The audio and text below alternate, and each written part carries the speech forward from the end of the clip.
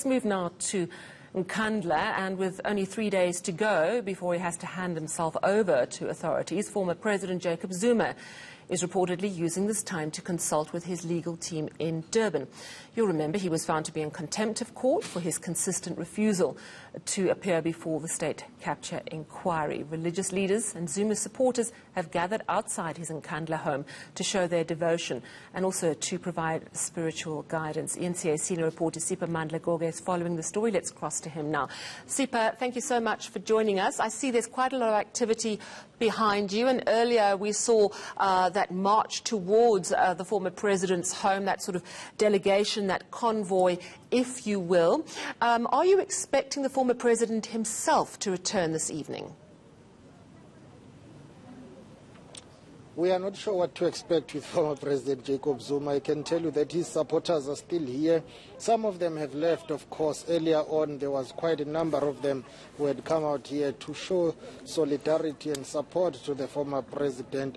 Religious leaders coming here saying they will be praying for the former president as he is facing jail time here following that judgment by the Constitutional Court, which gave him 5 days to hand himself over to the nearest police station, which in this case will be Nkandla or Johannesburg Central. So we know that the former president is in KwaZulu-Natal. We understand that he is still in Durban. He has not arrived here as MKMVA members continue to man the gate here, and they are guarding the home of former President Jacob Zuma. Earlier on, there was that motorcade, many people coming all the way from Durban to come here and show their support to the former president.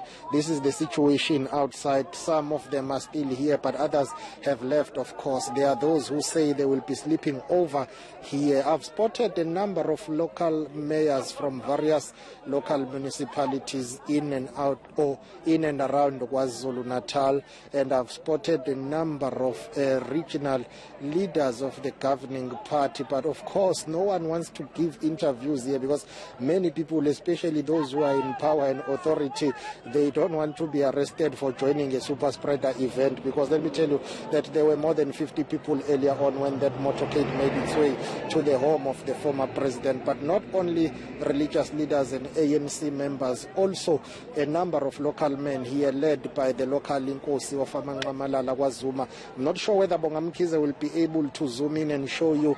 There is a police van that is parked somewhere there at the back monitoring what is happening. Earlier on, I've spotted 2 police vans which were stationed there, but of course there was a number of them also who were doing up and down here, monitoring and patrolling the situation here. That has drawn some criticism from other people who are saying, well, police should just enforce lockdown regulations and just implement, arrest those who are violating them. Some people were not wearing masks here today, others were not socially distancing, not sanitizing. That is concerning to health authorities and law enforcement. So the former president is not back at home yet. All right. Now, you've also spoken to his supporters. They're concerned that he won't actually survive jail. Tell us more. Not only that, but they are adamant that according to them, he should not hand himself over to the authorities. We did ask them to say, but still, there is no other way about it. It's either he hands himself over or police will have to come and arrest him. His supporters here seem to suggest that he should just defy everything, not hand himself over and resist whatever arrest that may happen. We asked them as to how he is going to go about doing that, because the state has got capacity and resources to arrest the former president if he decides not to hand himself over. And once the expiry of that deadline, which is 5 days for him and 3 days for the police, should he not exercise that option that has been given to him by the court through that judgment to say he should hand himself over. So his supporters are worried about his advanced age and about his health here. They say, well, should he go to jail, he will not survive. Let's listen to Ntando Kuzwayo, one of his supporters. We no longer have any faith in the court and the justice system. So we will be here in this very gate defending and stopping him, even if he himself wants to subject himself to that court order. We are saying Zuma shouldn't go to jail. Zuma is 79 years old, for God's sake. He is 79 years old, and we have just entered the 3rd wave of COVID. And you know our jails are overpopulated. Not just here in KZN, all over. Our jails are overflowing. Whether he's arrested in Joburg or Cape Town or wherever, if it's in South Africa, he will not make it out alive in jail. With this condition, you know, President Zuma sometimes has to go to Cuba to get medical help, or to go to Russia.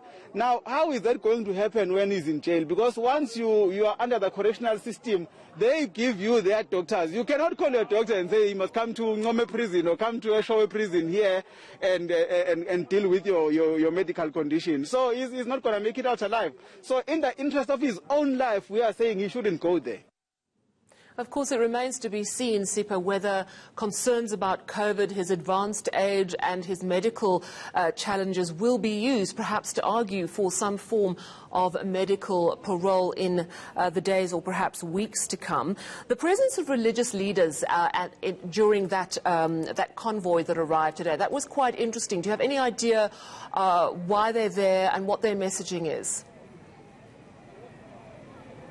It's a continuation of his supporters. All those people who were here earlier on are not new supporters. It's the people who have been with him ever since he started appearing in various courts in the country, whether at the High Court of KwaZulu-Natal sitting in Durban or the High Court of KwaZulu-Natal sitting in Pietermaritzburg. Those religious leaders continue to come and support the former president. Even during his last court appearance, by the way, they were there in Pietermaritzburg to support him. They came here earlier today to come and pray for the former president, but interestingly later on they had to join that motorcade. They were marching side by side with his supporters and some ANC members here, saying, well, they are here to pray for the former president. According to them, they maintain that he shouldn't go to jail. I don't know how they think he will afford not to do that, but they say he shouldn't go to jail and they will continue to pray for him. Listen to one of them explaining. Okwethu-ke thina njengabefundisi asifuna uqamba manga ngeke sikufise ukuthi akayoqoqa, kodwa-ke asikwazi okusenhliziyweni yakhe ukuthi yena emva koba isinqumo siphumile uthini. Kodwa thina okwethu iqiniso lithi cha, akumfanele ukubuyela ejele njengekhehla elazabalaza, futhi usemdala akazange akuthole nje selokhu aphuma, akakaza kuthola ukuphumula, ahlale nje nomndeni wakhe nabantwana bakhe njengoba izinto zileke zimlandele njalo. Sithi-ke thina cha, njengabefundisi asihambisani nokuthi ayongena ejele. Well, I can see that it's still quite a festive and relaxed atmosphere outside the Nkandla home. But as you say, no sign as yet of the former president. So thank you very much for that update. That's coming to us live from Nkandla. Senior reporter Siphamandla Goge.